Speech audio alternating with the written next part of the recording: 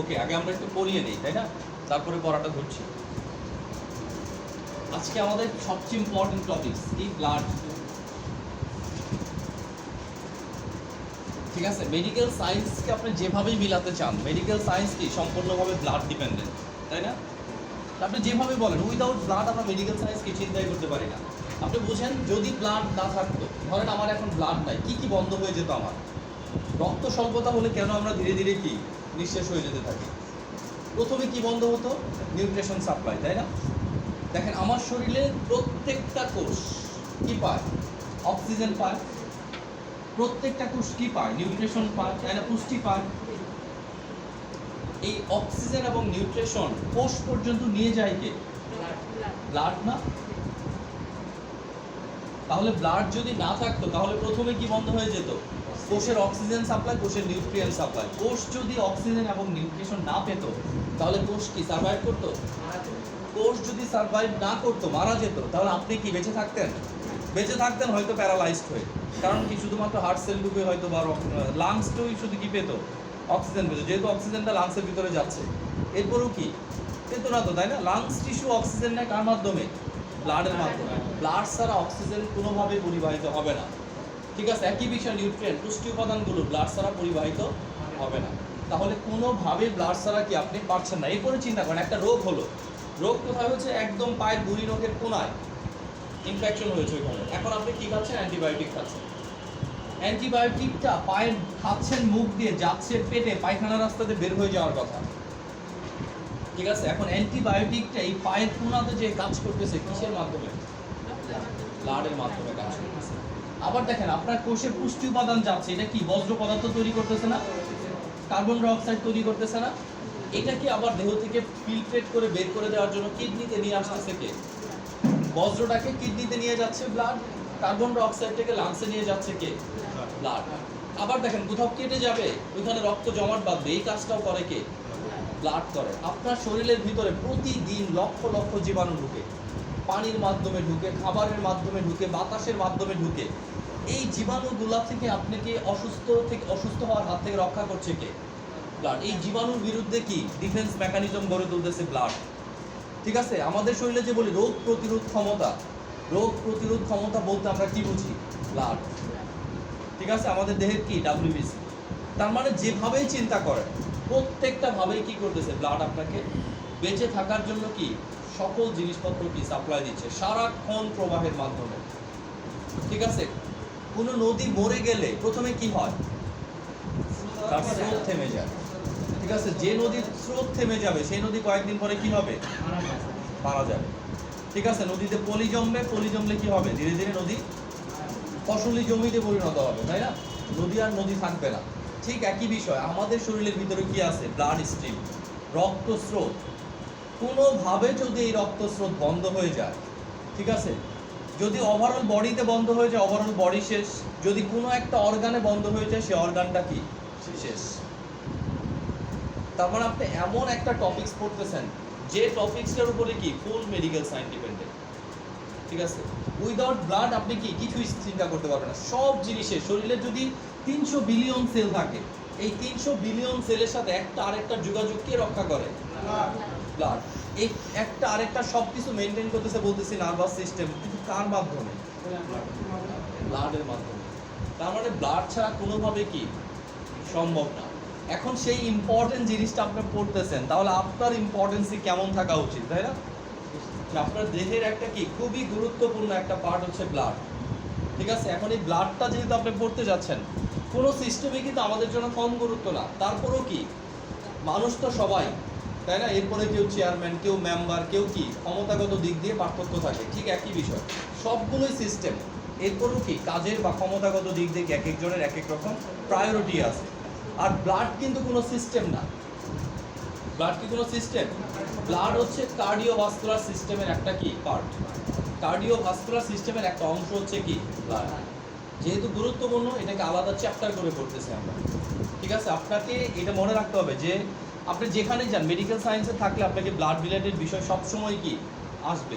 সেই জন্য রক্তের মোটামুটি যে জিনিসগুলো বেসিক, ঠিক আছে, এই রক্তের বেসিক অংশগুলো আমরা কি ব্লাডে আলোচনা করবো। আপনাদেরকে অবশ্যই কি অধ্যায়টা খুব মনোযোগ দিয়ে পড়তে হবে, খুবই গুরুত্বের সাথে পড়তে হবে, ঠিক আছে? ওকে, তাহলে যেহেতু আমরা ব্লাড করব, প্রথমে আমাদের জানতে হবে কি ব্লাড কি। প্রথমে আমরা জানবো কি ব্লাড কি, রক্ত কি। তাহলে এই প্রশ্নের উত্তর আমরা টিস্যু অধ্যায় পড়ে আসছি, তাই না? ব্লাড কি টিস্যু অধ্যায় আমরা পড়ে আসছি। ব্লাড হচ্ছে কি ফ্লুইড কানেকটিভ টিস্যু, তাই না? তাও কি নরমাল না, স্পেশালাইজড। তাহলে ব্লাড কি লিখতে হলে আমাকে প্রথমে এটাই লিখতে হবে কি স্পেশালাইজড ফ্লুইড কানেকটিভ টিস্যু। এটুকু মনে থাকবে না? যদি আপনাকে কেউ জিজ্ঞেস করে যে ব্লাড কাকে বলে, ব্লাড কি, আপনি এক কথায় বলতে পারেন কি ব্লাড হচ্ছে তরল যোজক কলা, ব্লাড হচ্ছে স্পেশালাইজড কি ফ্লুইড কানেকটিভ টিস্যু। প্রথম লাইনে উত্তর শেষ। এরপর আপনি এটাকে যদি আরো সুন্দর করতে চান তাহলে কি বলতে পারেন যে ব্লাড কয়টা জিনিস দিয়ে গঠিত বলে দেন। হ্যাঁ, ব্লাড দুইটা জিনিস দিয়ে গঠিত, একটা হচ্ছে কি ব্লাড সেল, আরেকটা হচ্ছে প্লাজমা। ঠিক আছে, এই দুইটা জিনিস দিয়ে কি ব্লাডটা গঠিত। এরপরে যদি আমরা বলি একটা বদ্ধ সার্কুলেটরি সিস্টেমের মধ্যে দিয়ে কি হয় ব্লাড সর্বদা প্রবাহমান। এই সার্কুলেটরি সিস্টেমের বাইরে ব্লাড যেতে পারবে না, যদি যায় এই ব্লাডের প্রপার্টিস কি হয়ে যাবে, নষ্ট হয়ে যাবে। সেটা শরীরের ভিতরেই যাক আর বাইরেই যাক, সেটা কি একটা ড্রেনেজ। এই ড্রেনেজ এখানে হার্ট থেকে শুরু হয়, সমস্ত বডিতে ঘুরে আবারও কি হার্টে চলে আসে।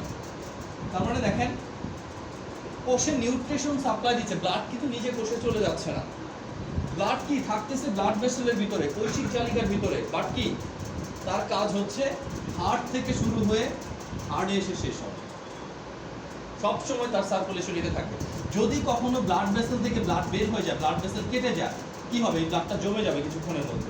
বাইরেই বের মানে বাইরেই কাটুক ভিতরেই কাটুক, যেখানেই কাটুক আলটিমেটলি ব্লাডের প্রপার্টিসটা কি হয়ে যাবে, নষ্ট হয়ে যাবে। এটা যেন না পড়ে যেতে পারে সেজন্য ব্লাডের ভিতরে কি আছে অনুচক্রিক আছে, এটা কি করবে রক্তটাকে এখানে জমাট বাঁধায় দিবে, যেন কি ব্লাডের অন্য রক্তগুলাকে ওইদিকে অন্য রক্তগুলা ব্লাড ভেসেল থেকে বের হতে না পারে। ঠিক আছে, তাহলে একটা দেখেন বদ্ধ সিস্টেমের মধ্যে দিয়ে বাকি ক্লোজড ভেসেল সিস্টেমের মধ্যে দিয়ে এটা কি করবে সর্বদা একদম জীবদ্দশা যতদিন বাঁচেন সর্বদা কি হতে থাকবে প্রবাহিত হতে থাকবে। তাহলে এই তিনটা বৈশিষ্ট্য মনে থাকবে না। এক নম্বর বৈশিষ্ট্য কি স্পেশালাইজড কানেকটিভ টিস্যু ফ্লুইড, বিশেষ ধরনের তরল যোজক কলা। ব্লাড কি স্পেশালাইজড ফ্লুইড কানেকটিভ টিস্যু বা বিশেষ ধরনের তরল যোজক কলা, যেটা কি দিয়ে গঠিত রক্তরস এবং রক্তকণিকা বা ব্লাড সেল এবং প্লাজমা দিয়ে গঠিত, এবং একটা ক্লোজ ভেসেল সিস্টেমের মধ্যে দিয়ে সর্বদা প্রবাহমান। ঠিক আছে, এই যে আমরা ভেইনগুলো দেখতেছি এটাও একটা ভেসেল, তাই না? এই ভেসেল দিয়ে কি হচ্ছে ব্লাড যাচ্ছে হার্টে, আর ভিতরে কি আছে এই যে লাভ পারতেছে এটাও একটা ভেসেল, তাই না? এই ভেসেল দিয়ে কি হচ্ছে হার্ট থেকে ব্লাড আসতেছে, তাহলে ব্লাড আসতেছে আবার কি ব্লাড যাচ্ছে, দুই ধরনের ভেসেল সিস্টেম, শিরা আর ধমনী। তাহলে আমরা কি করতেছি ব্লাড হচ্ছে specialized fluid connective tissue, blood হচ্ছে প্লাজমা এবং সিরাম ব্লাড সেল এবং প্লাজমা দিয়ে গঠিত, ব্লাড কি একটা ক্লোজ ভেসেল সিস্টেমের মধ্যে দিয়ে প্রবাহমান। সংজ্ঞাটা পারবেন না? ব্লাড কাকে বলে স্যার আপনি বলেন? Blood called specialized fluid connective tissue which made blood cell and plasma cell. Plasma cell, plasma, রক্তরস, blood cell and plasma and closed and circulate through closed vessel system, closed system of vessel. তার মানে কি সহজভাবে বলেন? রক্ত হলো আপনার একটা বিশেষ ধরনের তরল যোজক কলা বা কানেকটিভ টিস্যু, যেটা জয়েন্ট ওই যে শরীরের সমস্ত সেলগুলোকে জয়েন্ট করতেছে, রক্তরস এবং প্লাজমা রক্তকণিকা নিয়ে গঠিত। ব্লাড সেল মানে রক্তকণিকা আর প্লাজমা মানে রক্তরস গঠিত একটা ক্লোজ ভেসেল সিস্টেমের মধ্যে দিয়ে সর্বদা প্রবাহমান। ভেরি গুড, বসেন। আপনি বলেন স্যার ব্লাড কাকে বলে? স্যার ব্লাড আছে specialist connective tissue, sir blood cell এবং প্লাজমা দিয়ে গঠিত একটা বিশেষ ক্লোজ ভেসেল সিস্টেমের মধ্যে দিয়ে সর্বদা প্রবাহমান। স্যার বলেন হোয়াট ইজ ব্লাড?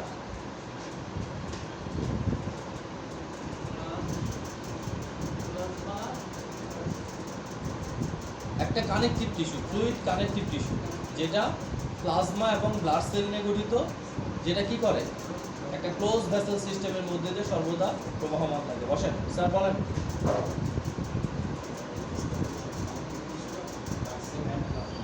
প্লাজমা নিয়ে গঠিত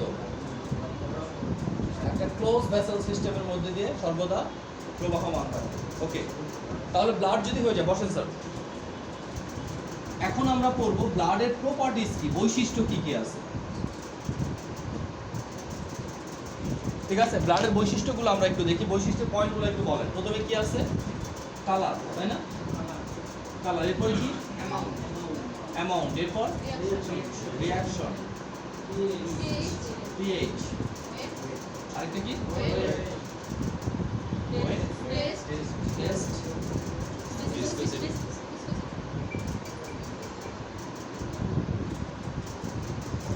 আচ্ছা, আমরা যদি ফিজিক্যাল প্রপার্টিজগুলো দেখি ব্লাডের, তাহলে আমরা কি পাবো? এখান থেকে অনেক কি অবজেক্টিভ টাইপের প্রশ্ন হওয়ার সম্ভাবনা থাকে। একটা মানে দেখেন, ব্লাডের কালার কি? রেড, তাই না? লাল। রক্তের রং কি? লাল। কেন রক্তের রং লাল? Due to presence of haemoglobin, HB. ঠিক আছে, তাহলে রক্তের রং লাল এই কারণে, যেহেতু কি রক্তের আরবিসিতে কি থাকে? হিমোগ্লোবিন থাকে। আর হিমোগ্লোবিনে কি আছে? আয়রন আছে। ঠিক আছে, আয়রনের প্রেজেন্সের জন্য হিমোগ্লোবিন কি লাল হয়, আর হিমোগ্লোবিন বেশি থাকার কারণে কি আরবিসি পুরোটা লাল হয়ে যায়। আর আরবিসি বেশি থাকার কারণে কি হয়? পুরো রক্তই লাল দেখা যায়। আরবিসি থেকে আমরা কি ডাব্লিউবিসি, প্লাটিলেট সবগুলো আলাদা করতে পারি। বিশেষ করে ডেঙ্গু রোগীদের অনেক সময় দেখবেন পুরো ব্লাড দেয় না, শুধু প্লাটিলেট দেয়, তাহলে প্লাটিলেটগুলোকে আলাদা করে নেয় তারা। অ্যামাউন্ট, রক্তের পরিমাণ কত? 5 থেকে 6 লিটার। এখন কথা হচ্ছে 5 থেকে 6 লিটার তো আমরা বললাম, এখন আমার শরীরে কি 6 লিটার রক্ত আছে? আপনার শরীরে কি 5 লিটার রক্ত আছে? ওর শরীরে কি 6 লিটার রক্ত? একদিনের যে বাচ্চা, তার শরীরে কি 6 লিটার রক্ত, 5 লিটার রক্ত? ঠিক আছে, আমরা বলতেছি কি অ্যাডাল্টদের ক্ষেত্রে অ্যাভারেজ রক্ত কত থাকে? 5 থেকে 6 লিটার। তাহলে ওর শরীরে রক্ত কতটুকু আছে? অ্যাডাল্ট এবং সুস্থ মানুষ। সুস্থ মানুষ, স্বাভাবিক। আচ্ছা, আমরা এখানে যা পড়বো সবই সুস্থ। অসুস্থ লোক অ্যানাটমি ফিজিওলজিতে কোনো পড়ায় না, এটা প্যাথোলজিক্যাল কন্ডিশন, তাই না? তাহলে ওর শরীরে কয় কেজি রক্ত আছে এটা তো বের করা লাগবে, যে ওর শরীরে কি 5 লিটার রক্ত আছে। বডি ওয়েটের পার্সেন্টেজ 7 টু 8। বডি ওয়েটের পার্সেন্টেজ এই যেটাতে বের করতে হবে। ঠিক আছে, যে আমাদের টোটাল বডি ওয়েটের কত? 7 থেকে 8% কি রক্ত। ঠিক আছে, এখন একজন মানুষের বডি ওয়েট যদি হয় 100 কেজি, তাহলে তার শরীরে রক্ত আছে কত? আমরা যদি 8 ধরি তাহলে 8 লিটার, 8 লিটার রক্ত। তাহলে কারোর যদি ওজন থাকে 50 কেজি, তার শরীরে আছে কয় লিটার? 4 লিটার রক্ত। ঠিক আছে, তাহলে আপনার ওয়েটের সাথে কি রক্তের একটা সরাসরি সম্পর্ক আছে। ঠিক আছে, তাহলে আমরা যদি বলি একটা বাচ্চার বয়স হচ্ছে, ওয়েট হচ্ছে কত, ধরেন 10 কেজি, তাহলে তার শরীরে রক্ত থাকবে কত? এই 10 কেজির 8%। তার মানে কত? 800 700 থেকে 800 ml। হলে 8 কেজি টাকা দরকার। হ্যাঁ, 8%, 7 থেকে 8%। তাহলে 100 কেজি ওজন হলে কত থাকবে? 8 কেজি। তাহলে 8% হিসাবে গ্রাম, 800 গ্রাম, 700 গ্রাম। ঠিক আছে, এতটুকু রক্ত আছে। এখন মনে করেন একজনের ওজন যদি হয় 500 কেজি, ঠিক আছে, 200 যদি হয়, তাহলে কি তার শরীরে রক্ত আছে 6 লিটার? তাহলে কত? 40 লিটারের মতো রক্ত আছে। কাটলে শুধু রক্ত বেরিয়ে হবে, কমে গেলে অ্যানিমিয়া হবে, বেড়ে গেলে পলিসাইথেমিয়া হবে, সবই রোগ। কতটুকু নরমাল থাকার কথা এটা বাদ দিয়ে যা আছে, কমে গেলেও রোগ, বেড়ে গেলেও রোগ। ঠিক আছে, আচ্ছা, তাহলে আমরা ওয়েট অনুযায়ী জানলাম। এরপরে রক্তের রিঅ্যাকশন আর পিএইচ সম্পর্কে একটু জানি, এটাও ইম্পর্টেন্ট আমাদের জন্য। রক্তের রিঅ্যাকশন হচ্ছে কি? ক্ষারীয়, কি? Slightly alkali. হ্যাঁ, স্লাইটলি অ্যালকালীয় মানে কি? সামান্য ক্ষারীয়, ক্ষারধর্মী। অ্যাসিড আর ক্ষার তো আমরা বুঝি, এটাই পিএইচ দিয়ে কি করে? হ্যাঁ, ইন্ডিকেট করে। পিএইচ কত হবে? যেহেতু সামান্য ক্ষারধর্মী বললাম, 7.35 থেকে 7.45 এর মতো থাকবে। তাহলে দেখেন এটা আমরা কিভাবে বুঝি। মনে করেন সাবান, একটা সাবান কিনতেছেন, সাবানের গায়ে লেখা আছে পিএইচ 10। আবার আরেকটা সাবান কিনতেছেন, তার গায়ে সাবান কাপড় কাচার পাউডার কিনতেছেন, লেখা আছে পিএইচ 12। ঠিক আছে, আবার একটা লোশন কিনছেন আপনি, ওই লোশনে লেখা আছে পিএইচ 6। ঠিক আছে, এটা দিয়ে আমরা বুঝবো কি ওষুধের পিএইচ সাধারণত কত থাকে, এটাতে আমরা বুঝবো কি, এটাতে আমরা বুঝবো যে ওই বস্তুটা অ্যাসিড না ক্ষার, Acidic না- এবং অ্যাসিড যদি হয় সেটা কি শক্তিশালী অ্যাসিড না দুর্বল অ্যাসিড, ক্ষার যদি হয় সেটা কি শক্তিশালী ক্ষার না দুর্বল ক্ষার। কিরকম করে বুঝবো দেখেন, যদি আমি এখান থেকে এতটুকু একটা স্কেল ধরি, এটাকে আমরা বলতেছি পিএইচ স্কেল। পিএইচ স্কেলে সাধারণত কি 1 থেকে 14 পর্যন্ত ইন্ডিকেট করা থাকে। এই 14 এর মাঝখানে হচ্ছে কি 7, তাহলে 7 হচ্ছে কি নিউট্রাল, Neutral. এটা পানির পিএইচ, ঠিক আছে। 7 হচ্ছে নিউট্রাল। আমরা 7 থেকে যত উপরে যাব 8, 9, 10, 11, 12, 13, 14, যত উপরের দিকে আমরা যাব তত শক্তিশালী ক্ষার, ঠিক আছে। তাহলে এখানে যে আমরা লিখলাম পিএইচ কত ছিল 10, পিএইচ কত ছিল 12, পিএইচ কত ছিল 6, তাহলে এই ফর্মুলা অনুযায়ী যদি জানি তাহলে 8, 9, 10, 11, 12, 10, ঠিক আছে। এর ভিতরে এই দুইটার ভিতরে কোনটা পিএইচ বেশি 12, তাহলে 12 হচ্ছে কি শক্তিশালী ক্ষার, তার চেয়ে দুর্বল ক্ষার হচ্ছে কি 10, ঠিক আছে। তাহলে ক্ষারকত্বটা আমরা পিএইচ দিয়ে বুঝতে পারবো। আবার দেখেন 7 থেকে যত নিচে নামবে তত শক্তিশালী অ্যাসিড, ঠিক আছে। 6, 5, 4, 3, 2, 1, ঠিক আছে। তাহলে এটা হচ্ছে কি 6, এটা হচ্ছে 5, এটা হচ্ছে 4, এদিকে যত নিচে নামবে এটা যত উপরে উঠবে তত শক্তিশালী, আর এটা যত নিচে নামবে তত শক্তিশালী। তাহলে দেখেন একটা বস্তুর পিএইচ আছে কত 6, এটা তোমরা কি বুঝবো বস্তুটা কি অ্যাসিডিক, বস্তুটা কি অ্যাসিডিক। একটা বস্তুর পিএইচ আছে কত 2, তার মানে কি অত্যন্ত শক্তিশালী অ্যাসিড, Strong acid. ঠিক আছে। তাহলে আমরা পিএইচ এর মান দিয়ে বুঝবো কোন বস্তু ক্ষার না অ্যাসিড, এবং কি অ্যাসিডটা কি পরিমাণের, মানে শক্তিশালী অ্যাসিড, মধ্যম প্রকৃতির অ্যাসিড না দুর্বল প্রকৃতির অ্যাসিড, ঠিক আছে। অ্যাসিডের পিএইচ যত বাড়বে তত কি সে দুর্বল হবে, ক্ষারের পিএইচ যত বাড়বে সে তত কি হবে শক্তিশালী হবে, যত কমবে সে তত কি হবে দুর্বল হবে। মনে থাকবে না? তাহলে পিএইচ স্কেলটা সবসময় মনে রাখবেন, মাথায় রাখবেন 1 থেকে 14, 7 হচ্ছে নিউট্রাল, 7 এর উপরে উঠলে ক্ষার, 7 এর নিচে নামলে অ্যাসিড, 7 এর যত নিচে নামবো তত শক্তিশালী অ্যাসিড, 7 এর যত উপরে উঠবো তত শক্তিশালী ক্ষার। তাহলে রক্তের পিএইচ কত কোথায়, এইখানে Neutral. নিউট্রাল থেকে একটু উপরে, তাহলে কি স্লাইটলি অ্যালকালি, সামান্য ক্ষারধর্মী। তাহলে সামান্য ক্ষারধর্মী এটাই রক্তের বৈশিষ্ট্য। রক্ত যদি পিএইচটাকে আমরা যদি বলি হাইড্রোজেন আয়ন ছিলেন না, Potential of hydrogen. হ্যাঁ, হাইড্রোজেন আয়নের ঋণাত্মক লগারিদমের মানকে কি বলা হয় পিএইচ বলা হয়, ঠিক আছে। অর্থাৎ কি একটা অ্যাসিডের ভিতরে অ্যাসিড লিখলে আমরা কিভাবে লিখি HCl, তাই না। অ্যাসিডের মধ্যে কি থাকে Hydrogen. হাইড্রোজেন আয়ন থাকে। আবার যদি আমরা একটা ক্ষার লিখি কি লিখি sodium hydroxide, Hydroxide. Hydroxide ion লিখি। তাহলে হাইড্রোক্সাইড আয়নের কতটুকু তীব্রতা আছে হাইড্রোক্সাইড আয়নের, আরেকটা দেখবো কি হাইড্রোজেন আয়নের কতটুকু তীব্রতা আছে। হাইড্রোজেন আয়ন যত তীব্র হবে পিএইচ তত কমবে, নেগেটিভ লগারিদমের মান। হাইড্রোক্সাইড আয়ন যত বাড়বে পিএইচ কি হবে তত বাড়বে, ঠিক আছে। পিএইচ মানটা তত বাড়বে তত শক্তিশালী কি হবে আর হবে। ওকে, স্যার আমাদের দেশে কি পিএইচ মাপিয়ে আছে টেস্ট আছে, কি বলেন পিএইচ টেস্টটা তো যে কোনো জায়গায় থাকতে পারে, এটা খুব Thermometer সহজ। আছে। থার্মোমিটারের মধ্যেই পাওয়া যায়। ছোট্ট একটা পিএইচ টেস্টের মতো বেশি দামি না।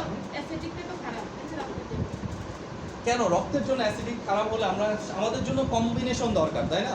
আমরা কি খাচ্ছি সাইট্রিক অ্যাসিড খাচ্ছি না, কত অ্যাসিড খাচ্ছি, লেবুর রস অ্যাসিড থাকে না, অ্যাসিডিক তো ভালো না খুব বেশি ক্ষারীয় আমাদের জন্য ভালো না।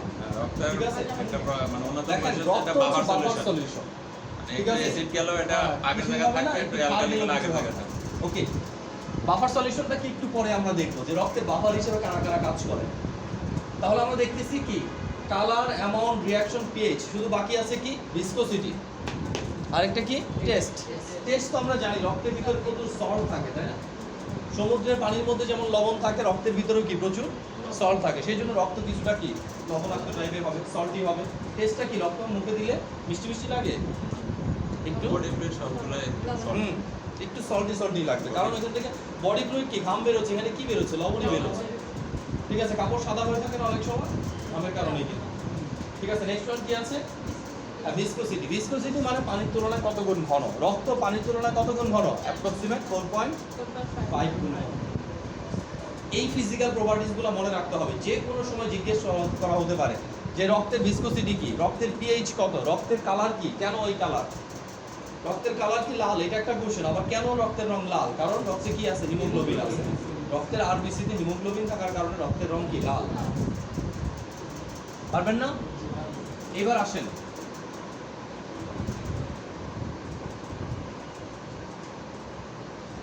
রক্তের উপাদানগুলো আমরা একটু বলি। কম্পোজিশন অফ ব্লাড, ব্লাডের কম্পোজিশন যদি আমরা বলি, প্রথমে হবে কি ব্লাড। ঠিক আছে, এই ব্লাডের কম্পোজিশন যদি আমরা দেখতে যাই কি হবে, ব্লাডকে আমরা প্রধানত সংখ্যার ভিতরে করলাম, ব্লাডকে কয়টা অংশে ভাগ করলাম? Blood cell plasma. দুইটা। একটা হচ্ছে কি ব্লাড সেল, আরেকটা হচ্ছে প্লাজমা। তাহলে একটা হচ্ছে রক্তকণিকা, আরেকটা হচ্ছে কি রক্ত রস। ঠিক আছে, রক্তকণিকা রক্ত রস। যদি আমরা পার্সেন্টেজ বলি, এটা 45%, এটা কি 55% টোটাল রক্তের ভিতরে। তাহলে রক্তকণিকা এবং রক্ত রস। এখন এই কণিকার ভিতরে যে কণিকাগুলো আছে, এটা কি তিনটা ভাগে, তিন ধরনের কণিকা থাকে রক্তের ভিতরে। কয় ধরনের? তিন ধরনের কণিকা থাকে। একটা নাম হচ্ছে কি, আমরা বলতেছি আপাতত, প্রথমে আমরা যে নামে চিনি আরবিসি, রেড ব্লাড কর্পাসকুলার বা red blood cell, WBC white blood cell, platelet. এই তিনটা আমাদের কি সাধারণ নাম, কিন্তু এই তিনটা নাম মুখস্থ করলে সাথে কি মূল নামটা মুখস্থ করতে হবে। এই তিনটা হচ্ছে কি তাদের প্রপার্টিগত নাম। ঠিক আছে, এরকম আমরা ক্লাসে বলি না যে কি, যে অনেক বেশি লম্বা হয় আলমগীর সাহেবকে আমরা কি লম্বু ডাকতে পারি, সবার চেয়ে লম্বা মোটামুটি। আবার যে খাটো হবে তাকে কি বাট্টু বলতে পারি, ডাকেই বাট্টু বলে। বন্ধু বান্ধবের মধ্যে রাখে না, 8-9-এ যখন পড়ছেন এই বাট্টু, যে একটু খাটো তারে কি বাট্টু নাম হয়ে গেছে। ঠিক আছে, ঠিক একই বিষয়। আরবিসি দেখতে কি লাল রঙের, সেজন্য একে আমরা কি বলতেছি রেড ব্লাড সেল বা লোহিত রক্ত কণিকা। কি নাম বলতেছি? লোহিত রক্ত কণিকা।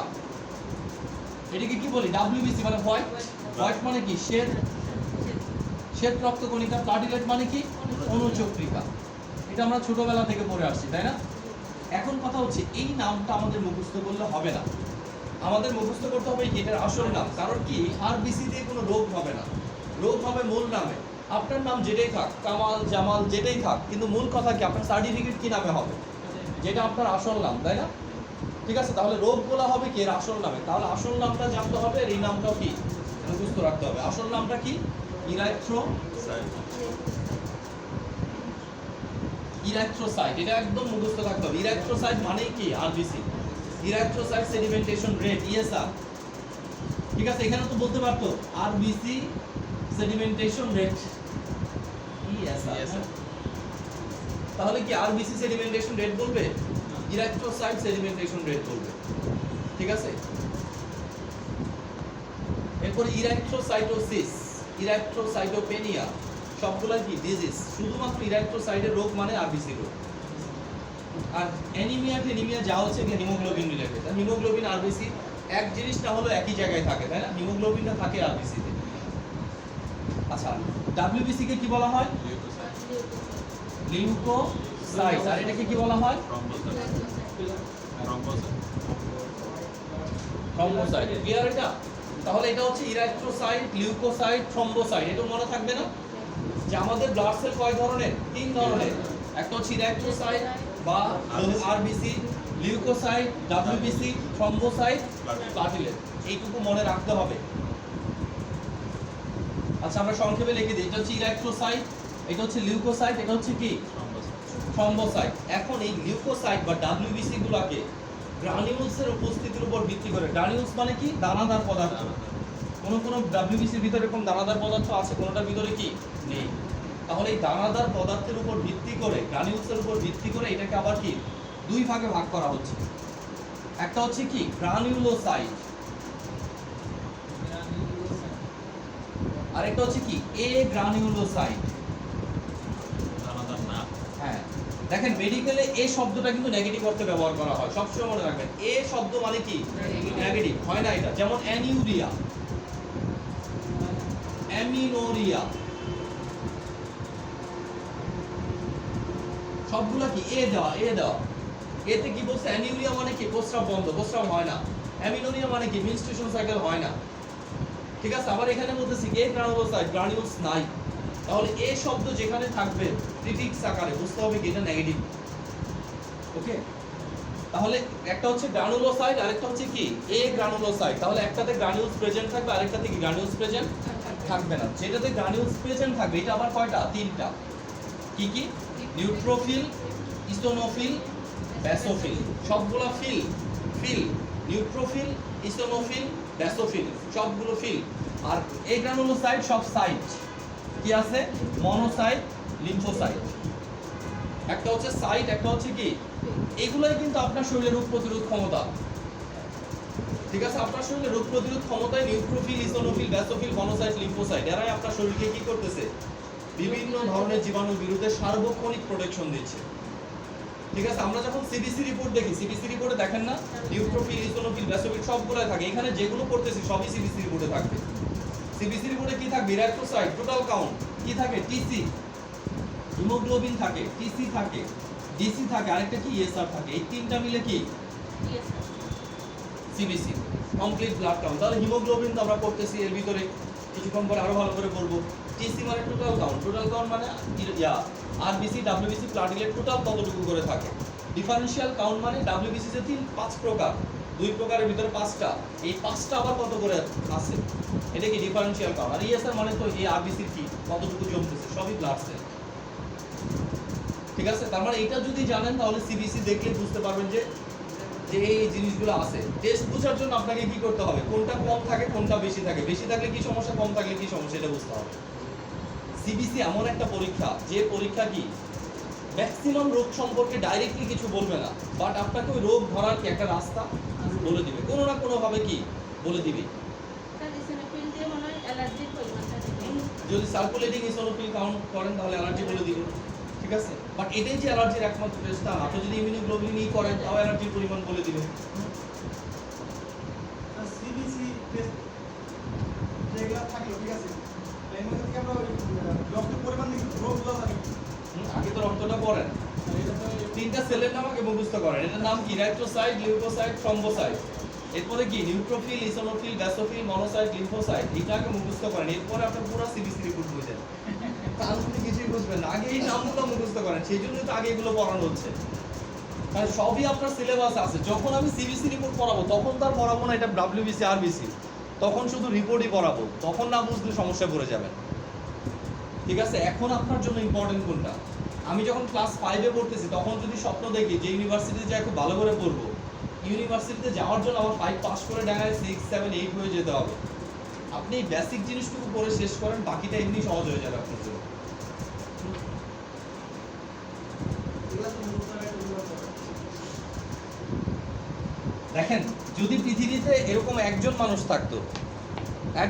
থাকতো যার সব কিছু মুখস্থ, তাও একটা হতো। আর যদি এরকম একজন মানুষ না থাকতো যে ব্লাডগুলো মুখস্থ করে নাই, তাহলে বলতাম যে আপনারও হবে না। কিন্তু এরকম লক্ষ লক্ষ মানুষ আছে, তাই না, যারা এই ব্লাড সেল সব মুখস্থ, তার মধ্যে কিছু পড়েনি না, ইচ্ছে কত বেশি পড়তেছে না তারা। ডিপ্রেশন কেন? হতাশাই তো আসতেছে। আচ্ছা, আমরা কিন্তু একটা সাইড পড়লাম, তাই না? আর পরে কোথায় বলতে একটা সাইড পড়লাম ব্লাড সেল। এই সাইড নিয়ে কারো কোনো সমস্যা আছে? ব্লাড সেল কয়টা স্যার আপনি বলেন? ব্লাড সেল কয়টা? না আপনি, আমরা লাস্ট বেঞ্চটা ধরছি, তাই না? লাস্ট বেঞ্চ বাজে গেছে, বলার সাথে সাথে শান্তি, সব নিঃশ্বাস ফেলছে। আপনি ব্লাড সেল কত ধরনের? হ্যাঁ, কি কি? আরে ছোটবেলায় যেটা বলছেন ওটা বলেন, নাম পরে বলেন। কি আরবিসি? ছোটবেলায় পড়েন নাই? বসেন, আপনি বলেন। এদের নাম বলেন, এদের ডাক নাম বলেন, এবার আসল নাম বলেন। আচ্ছা, সমস্যা নেই, স্যার আপনি বলেন। তিনটার নাম কি? ইরাইথ্রোসাইট বলেন, ইরাইথ্রোসাইট, তারপর কি লিউকোসাইট, আরেকটা কি থ্রম্বোসাইট। আরবিসি, ডাব্লিউবিসি, প্লাটিলেট বলেন। RBC, WBC, platelet. ঠিক আছে, আপনি বলেন। ইয়া, ব্লাড সেলগুলোর নাম বলেন।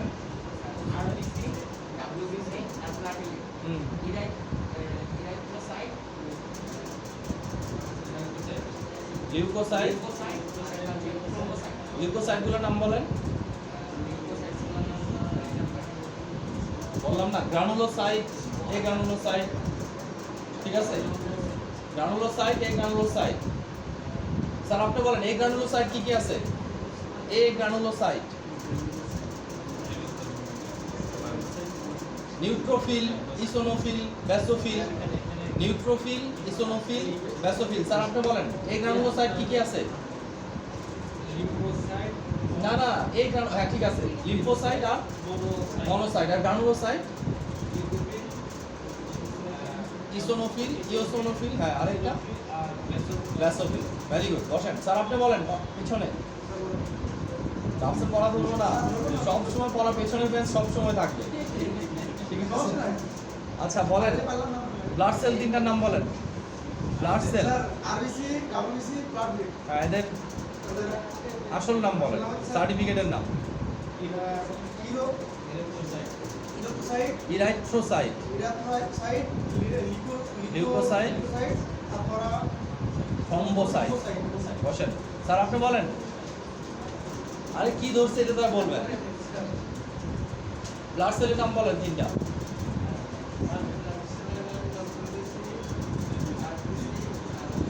ব্লাড রিলেট, গুড, বসেন। স্যার আপনি বলেন গ্রানুলোসাইট, গ্রানুলোসাইটগুলোর নাম বলেন। গ্রানুলোসাইট,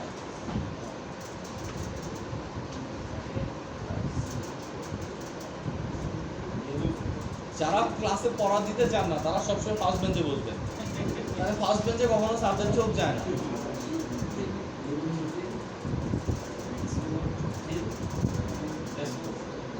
নিউট্রোফিল, উচ্চারণগুলো সুন্দর করে করতে হবে। Neutrophil, eosinophil, basophil.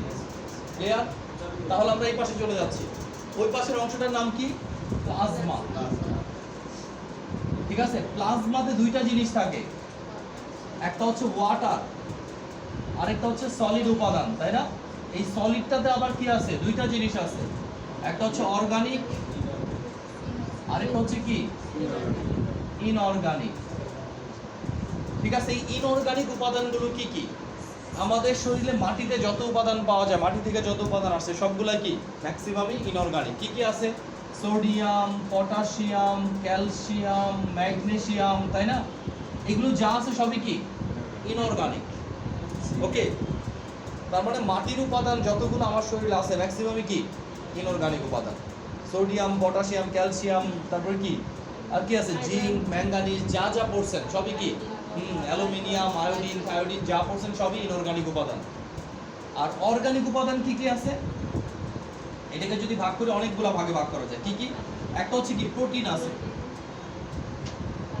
অর্গানিক উপাদানগুলোর মধ্যে কি একটা প্রোটিন আছে? তাহলে প্রোটিন একটা অর্গানিক উপাদান। কি কি প্রোটিন আছে? আমাদের ব্লাডে 4 ধরনের প্রোটিন থাকে। কয় ধরনের? 4 ধরনের প্রোটিন থাকে। কি কি? একটা হচ্ছে অ্যালবিউমিন, একটা হচ্ছে গ্লোবিউলিন, এটা হচ্ছে কি ফিব্রিনোজেন। দেখেন বানানটা ঠিক করে নেন, এফ আই বি ফিব্রিনোজেন।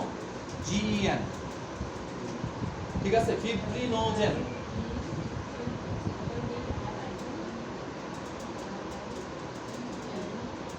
আরেকটা হচ্ছে কি প্রথমবিন।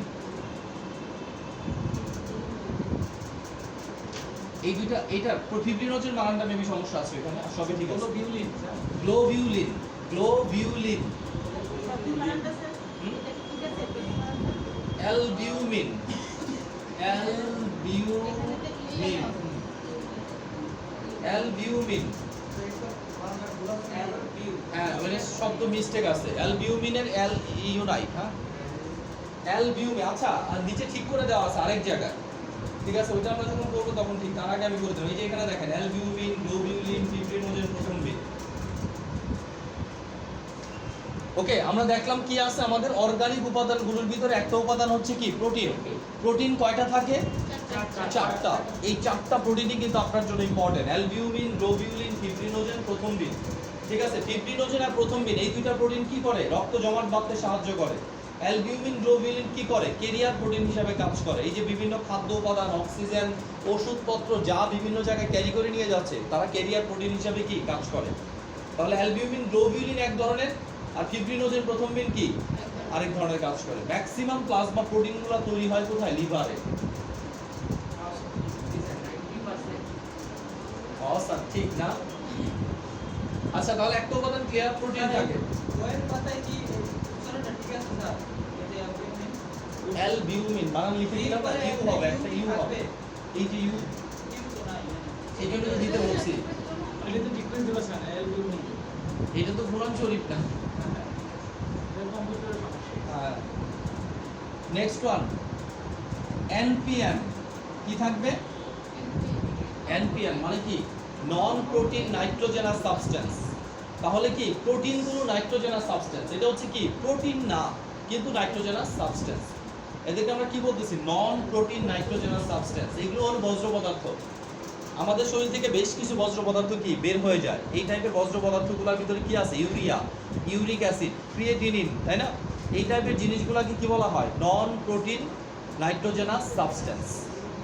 কিডনির মাধ্যমে এগুলো কি আমাদের শরীর থেকে স্যার এগুলা যে ইউরিয়া বা acid, urea, uric acid, ammonia, amino acid, এই অ্যাসিডগুলো আপনার ওই রক্তে মিটার পরে বের হয়ে যায়। রক্তে তো ফিল্টার হয় না, কিডনিতে ফিল্টার হয়, তাই না? তাহলে ক্যানপিয়ান পাবো আমরা, কি পাবো? প্রোটিন। এরপরে ক্যানপিয়ান, আমার খাদ্য উপাদান পাবো না, বিভিন্ন ফুড পার্টিকেল পাবো না, গ্লুকোজ, তাই না, ফ্রুক্টোজ, অ্যামাইনো অ্যাসিড, এগুলো পাবো না।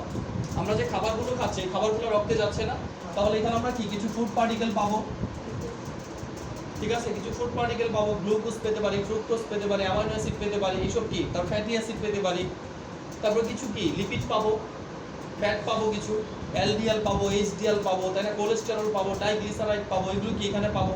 কিছু কি এনজাইম পাবো, হরমোন পাবো, অ্যান্টিবডি পাবো, সবগুলা কি ব্লাডেই থাকবে অর্গানিক উপাদান হিসেবে, ঠিক আছে? এখানে দেওয়া আছে না বাকিগুলো, কার্বোহাইড্রেট দেওয়া, ফ্যাট দেওয়া, আর বিভিন্ন কালারিং ম্যাটেরিয়াল, বিলিরুবিন, ক্যারোটিন, তারপরে কি other substance, antibody, hormone, various enzyme, blood clotting factor, রক্ত জমাট বাঁধার উপাদানগুলো,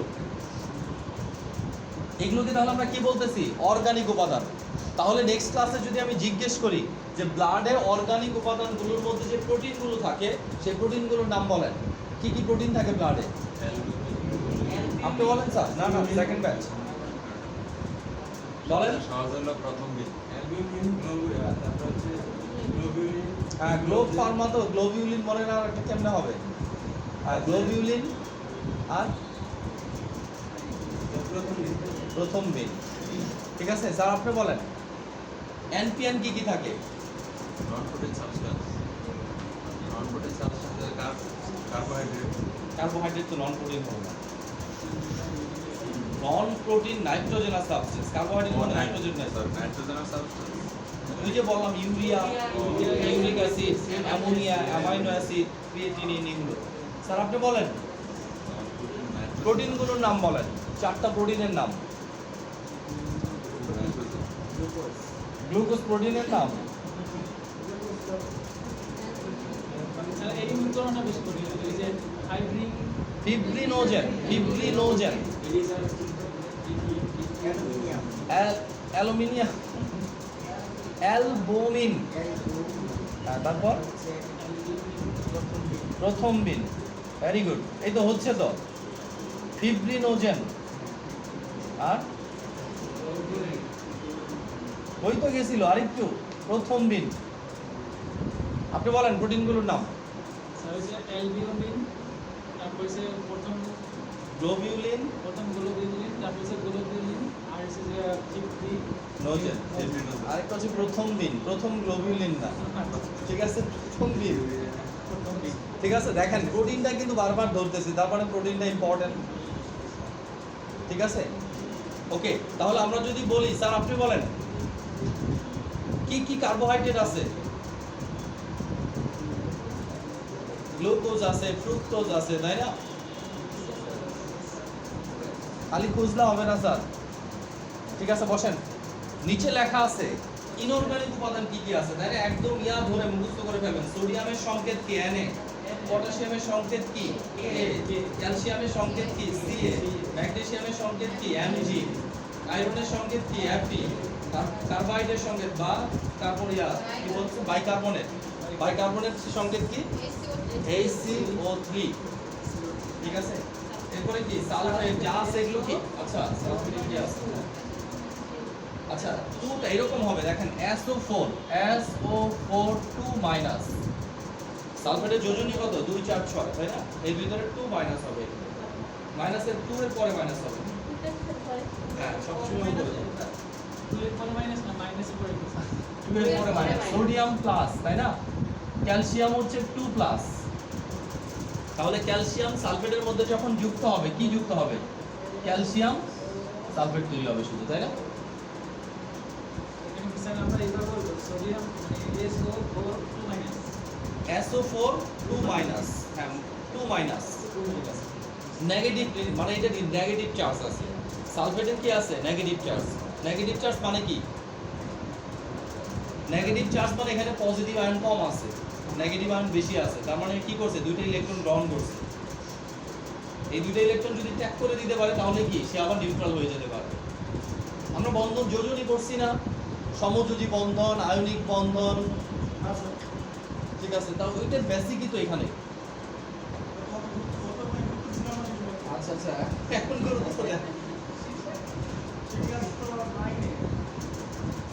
হ্যাঁ তখন তো বলা না যে এখন লাগবে তাই না ঠিক আছে সমস্যা না এখন লাগবে ঠিক আছে ডাইরেক্টলি না লাগলে ইনডাইরেক্টলি লাগবে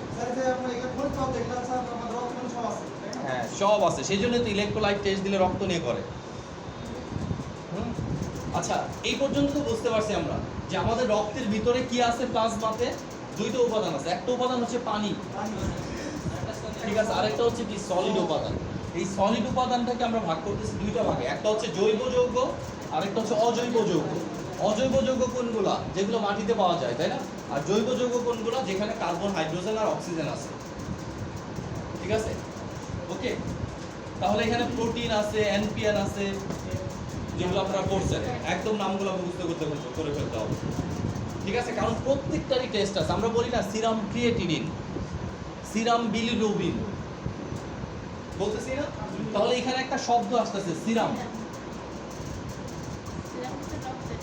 হ্যাঁ সিরাম শব্দটা আসতেছে এই সিরাম শব্দটা আমরা এখন পড়ে ফেলবো ঠিক আছে সিরাম শব্দটা এখন আমরা পড়ে ফেলবো এখন আগে আমরা প্লাজমাটা বুঝি তাহলে প্লাজমার ভিতরে এই উপাদানগুলো আছে এটা নিয়ে তো কারো কোনো কনফিউশন নাই কনফিউশন একটা মুখস্থ করা লাগবে এটা আপনারা কি করবেন এক সপ্তাহ তাই না কিন্তু উপাদানগুলো তো বুঝতে পারছি তাই না এখন আমরা বুঝবো সিরাম জিনিস কি যতগুলো প্যাথোলজিক্যাল টেস্ট দেয় দেখবেন লেখা আছে কি সিরাম আয়রন তাই না লেখা আছে কি সিরাম বিলিরুবিন এইভাবে লেখা থাকে না তাহলে সিরামটা কি দেখেন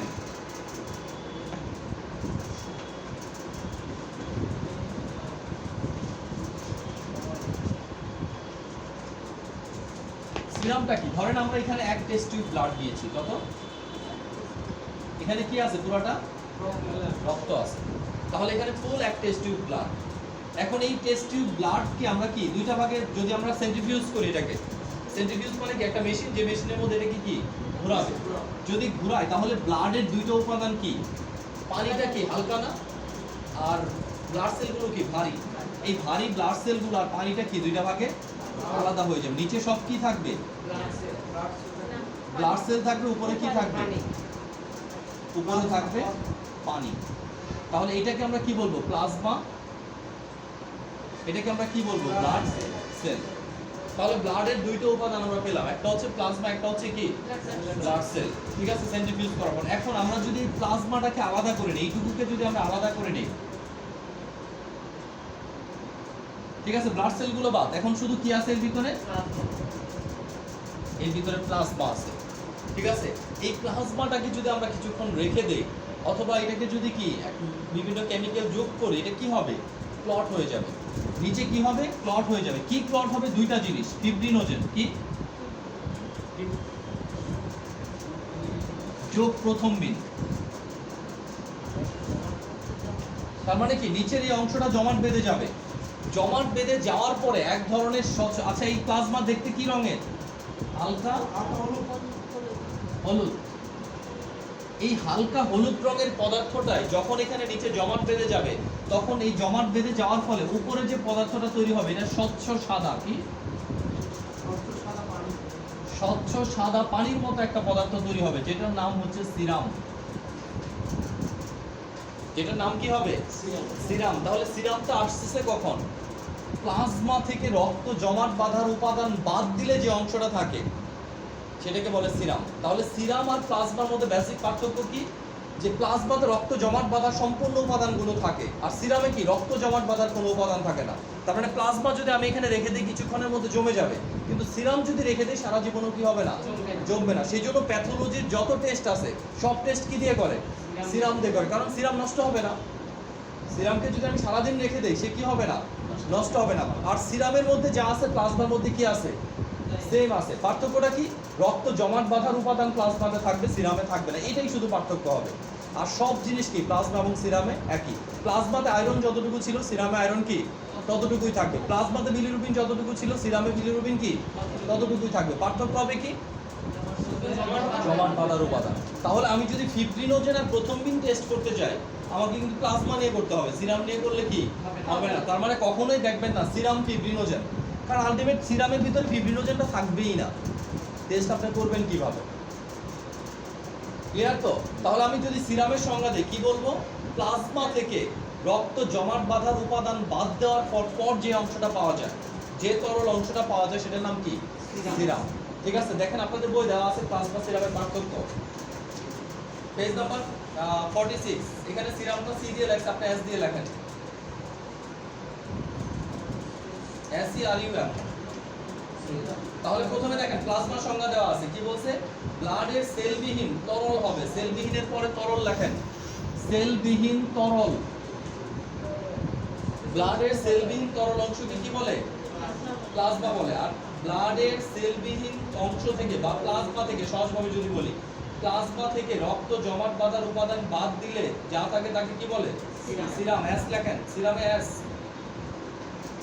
দেখেন প্লাজমাতে ফিব্রিনোজেন এবং প্রথমবিন উপস্থিত থাকে, এটা কিন্তু আমরা জানি। সিরামে কি হবে, এখানে হবে সিরাম, প্লাজমা থেকে সিরাম লেখেন।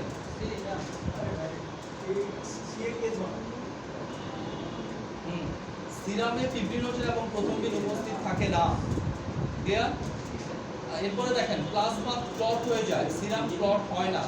সেরোটোনিন একটা কেমিক্যাল যেটা প্লাজমা অনেক কম থাকে, বাট সিরামে কি হয়, বেড়ে যায়। প্লাজমা দেখতে হালকা হলুদ বর্ণের, সিরাম কি একদম কালারলেস, স্বচ্ছ সাদা। বুঝতে হবে না? প্রথমে কি, প্লাজমা কাকে বলে, সিরাম কাকে বলে? প্লাজমা কাকে বলে, রক্তের সেলবিহীন তরল অংশকে প্লাজমা বলে। সিরাম কাকে বলে, প্লাজমা থেকে রক্ত জমাট বাঁধার উপাদান বাদ দিলে যা থাকে তাকে সিরাম বলে। তাহলে রক্ত জমাট বাঁধার উপাদান কি, ফিব্রিনোজেন প্রথমবিন। তাহলে প্লাজমাতে এই দুইটা থাকে, সিরামে এই দুইটা থাকে না। এরপরে কি, প্লাজমা জমাট বাঁধে, রক্ত জমা, সিরাম জমাট বাঁধে না। প্লাজমাতে সেরোটোনিন নামে যখন এই যে টেস্ট আলাদাগুলা করা হয় তখন প্লাজমাতে কি থাকে, সেরোটোনিন কাউন্ট কম থাকে, বাট আলাদা হয়ে যাওয়ার পর সেরোটোনিন নামক উপাদানটা সিরামে যে কি হয়, বেড়ে যায়। ঠিক আছে, নেক্সট ওয়ান, কালার কি, প্লাজমা দেখতে হালকা হলুদ বর্ণে, সিরাম দেখতে কি স্বচ্ছ সাদা। মনে থাকবে না?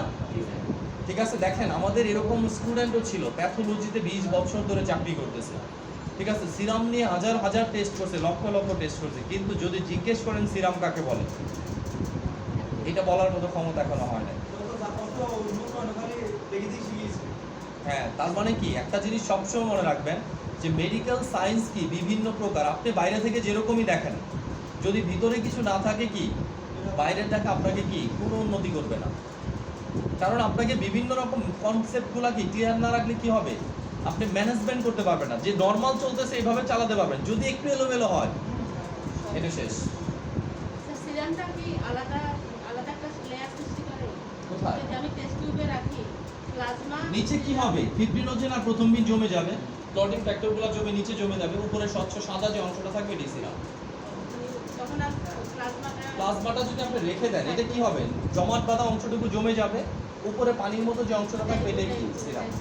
তখন এটা রং সৃষ্টি হ্যাঁ, সাদা। তখন এটা আমরা আলাদা করে নিয়ে এটা বিভিন্ন টেস্ট করা হবে। প্রথমবিন কাটলে রক্ত জমাট বাঁধবে না সহজে। দেখেন শুধু ফিব্রিনোজেন আর প্রথমবিনের জন্য না, আমাদের রক্ত জমাট বাঁধার জন্য আরো 14টা ফ্যাক্টর আছে। ওই তো প্লাজমা, হ্যাঁ 39টা তো আছে, শুরু করে সে, কিন্তু আরো 14টা ফ্যাক্টর আছে। এই দুইটা বাদ দিয়ে আরো 12টা ফ্যাক্টর আছে। যে কোনো একটা না থাকলে আপনার শরীরে রক্ত জমাট বাঁধবে না। দেখেন মানুষের শরীর যে কত কমপ্লিকেটেড, এটা যদি আপনি চিন্তা করেন পাগল হয়ে যাবেন। আপনি বুঝেন না যে আমাদের কি সৃষ্টি জগৎ এত বড়, তাই না? এই সৃষ্টি জগতের মধ্যে আপনাকে শ্রেষ্ঠ বলা হয়েছে এমনি এমনি, কারণ আছে আপনাকে এমনি এমনি শ্রেষ্ঠ বলা হয় না। আপনি এই সৃষ্টি জগতের চেয়ে অনেক বেশি ক্রিটিক্যাল, অনেক বেশি জটিল। আপনার সিস্টেমগুলো যদি আপনি চিন্তা করেন, আপনি বুঝেন যে আপনার ডাইজেস্টিভ সিস্টেম কীভাবে চলতেছে, আপনার রেসপিরেটরি সিস্টেম কীভাবে কাজ করতেছে। আমরা দেখতেছি নিঃশ্বাস নিচ্ছি, নিঃশ্বাসটা পা পর্যন্ত যাচ্ছে কীভাবে, প্রক্রিয়াগুলো কী কী, কখনো চিন্তা করছেন? বন্ধ হয়ে যায় কী হবে? মরে যাব। ওকে, লাস্ট কোশ্চেন, আমরা এটা প্রথমে পড়ছি। হ্যাঁ, প্রবলেমই হচ্ছে এটা যে আমি মোবাইল চালাচ্ছি শুধু। যারা মোবাইল আবিষ্কার করলো তারা যদি মরে যায় জীবনে কোনোদিন মোবাইল চালাতে পারবো না। ঠিক আছে, শুধু সুবিধাটা নিচ্ছি, ফ্যানটাই আমি চালাচ্ছি। ঠিক আছে, ফ্যানের একটা ক্যাপাসিটি নষ্ট হয়ে গেল, আমাকে কি বাইরে থেকে মেকারের কাছে ঠিক করতে হবে। ঠিক আছে, ওকে। ইঞ্জিনিয়ারিং জিনিসটা কি অনেক শক্ত জিনিস। ঠিক আছে, এর জন্য পড়তে হবে। আপনি কি মনে করেন ডাক্তাররা কি ইঞ্জিনিয়ার না? ডাক্তাররা কি ইঞ্জিনিয়ার? কিসের ইঞ্জিনিয়ার? হিউম্যান বডির ইঞ্জিনিয়ার। আরেকজন বিল্ডিং এর ইঞ্জিনিয়ার। ওইখানে ভুল হলে সমস্যা নাই, বাট এখানে ভুল হলে কি অনেক সমস্যা। জীবনের ব্যাপার মরণেরও ব্যাপার। আচ্ছা, ফাংশন অফ ব্লাড বলতে পারবেন না এখন? আমরা প্রথমেই কিন্তু ব্লাডের ফাংশন দিয়ে শুরু করছি, তাই না? ব্লাড কি করে? অক্সিজেন, নিউট্রিশন, বজ্র পদার্থ, কার্বন ডাই অক্সাইড কি করে? পরিবহন করে। রোগ প্রতিরোধ ক্ষমতা বৃদ্ধি করে, রক্ত জমাট বাঁধতে সাহায্য করে, শরীরের টেম্পারেচার ব্যালেন্স কি ঠিক করে, অসমোটিক প্রেসার কি ঠিক রাখে। ঠিক আছে, এখানে অনেকগুলো ফাংশন দেওয়া আছে, দেখেন। স্যার চটচটে ভাব, এটা কি চটচটে ভাব? ভিসকোসিটি। চটচটে ভাবটাকে আমরা কি বলতেছি? ভিসকোসিটি। পানি যেরকম একটা, ওটা কি আরেকটু মধু, দেখেন না, মধু আর পানি যদি এক করি তাহলে কি থাকে? একটু চটচটে ভাব আলাদা থাকে না? ঠিক আছে, চটচটে ভাবটাকে আমরা বলতেছি ভিসকোসিটি। পানির তুলনায় কত গুণ বেশি। চটচটে না থাকলে তো আর টাইট হবে না, আঠালো হবে না।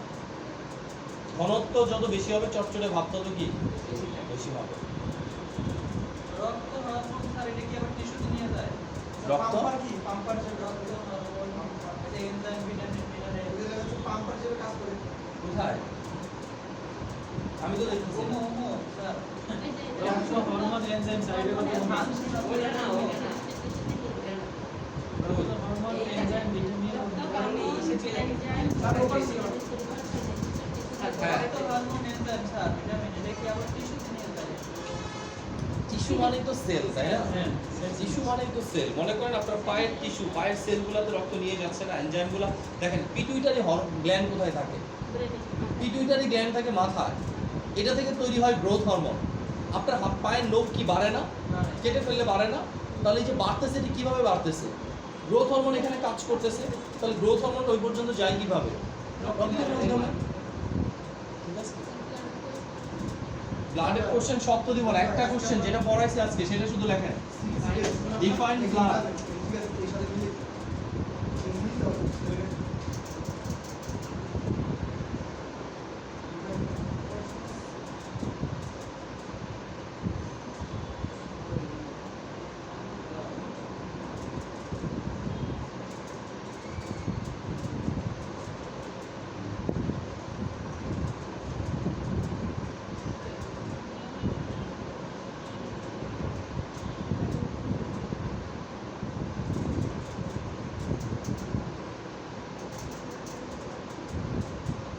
Define blood. Write down the composition of blood with its physical properties and function.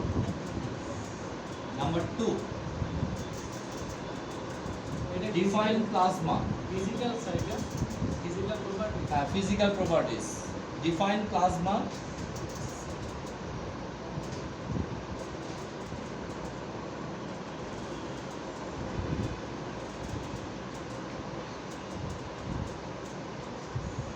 Write down the difference between plasma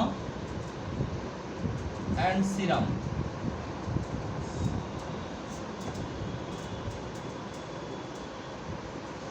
Define plasma. Write down the difference between plasma and serum.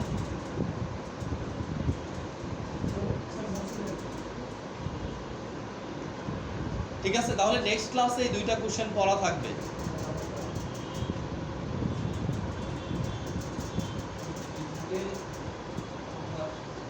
Physical physical properties and function. ওই যে আমরা বললাম colour, রক্তের colour কত, মানে বাহ্যিক বৈশিষ্ট্যগুলো properties, বৈশিষ্ট্য। গঠন প্রপার্টিস বলতে এখানে বৈশিষ্ট্য বোঝাচ্ছে। পিএইচ কত, পরিমাণ কত, কালার কি, এগুলো। প্লাজমা এন্ড প্লাজমা অ্যান্ড সিরামের পার্থক্য। Write down the difference between plasma and serum. Sir আমাদের এই ক্লাসে ছয়টা থেকে আগে আনা যায় না, ব্যাচগুলো কনজিস্টেড, ঠিক আছে। আমরা চুপচাপ বসে থাকলেও কোনো উপায় নাই। কেন, মনে করেন আমার 3টা ব্যাচের ক্লাস, তাই না, 3টা থেকে 4:30, এটুকু কিন্তু ব্যাচের টাইম। আমি যদি 4টায়ও শেষ করে দেই, আমি বলতে পারি না পরের ব্যাচকে 4টায় আসেন, কারণ একদিন কি আবার 4:30 বেশি লাগতে পারে। এইভাবে যদি আসেন তাহলে কি 4:30 থেকে 6টা, 6টা থেকে 7:30 এই পর্যন্ত হবে। আরেকটা বিষয় বলতে পারি, যারা আপনারা একেবারে নতুন, ঠিক আছে, যারা আপনারা একেবারে নতুন তারা কি, আমাদের 308তম ব্যাচ শুরু হচ্ছে 11:30 থেকে, 11:30 থেকে 1টা পর্যন্ত, ঠিক আছে। যার যতটুকু বাকি আছে চাইলে ওই ব্যাচের সাথে কি শেষ করে ফেলতে পারেন। যেমন এখন ব্লাড পড়তেছেন, তাহলে cell, tissue, muscular skeletal system, blood, এটা কি সব বাকি আছে না, ওগুলা কি ওই ব্যাচের সাথে পড়ে শেষ করতে পারেন। আজকে এমনি একটা ক্লাস হয়েছে, নেক্সট ক্লাস থেকে রেগুলার ক্লাস করা হবে, ঠিক আছে। 12:30 আসতে পরে কি আবার সন্ধ্যার সময় আসতে না সন্ধ্যার সময় তো আপনার রেগুলার ব্যাচ, ঠিক আছে। আপনার আগে বাকি আছে না ওগুলা, ওই বাকিগুলো আপনি ওই ব্যাচে শেষ করেন, এই ব্যাচে তো রেগুলার পড়া পড়ে যাবে, ঠিক আছে। 11:30 থেকে শুরু হবে এটা। আগামী শুক্রবার স্যার যার যার বাকি আছে সবাই, হ্যাঁ হ্যাঁ ফ্রাইডে, তাহলে ওইখানে কয়েকটা ক্লাস বেশি করা লাগবে আপনার ফ্রাইডেতে। ফ্রাইডে 11:30 থেকে 1টা, জাস্ট নামাজটা করে বাসায় যাবেন, খাওয়া দাওয়া করে কি ঘুম দিবেন, সন্ধ্যা করে আবার চলে আসবেন। আমরা থেকে বসে না আপনাদের তো বাকি না, আপনাদের তো পুরাটা করা হয়েছে। বাকি নেই আমাদের স্যার কিন্তু বাকি আছে 1 থেকে 6টা ক্লাস ফাইনাল প্রথম 1 থেকে 6টা। ঠিক আছে, সমস্যা নাই, ওই ক্লাসগুলো ওই ব্যাচের সাথে করে নিতে পারবেন 11:30 ব্যাচে। তার আপনি তো আগামী নিজে ডাকিছি দেখি ভাই হ্যাঁ 11:30, যারা যারা বাকি আছে তারা ওই ব্যাচে আসতে পারবেন, কোনো সমস্যা নাই, ঠিক আছে।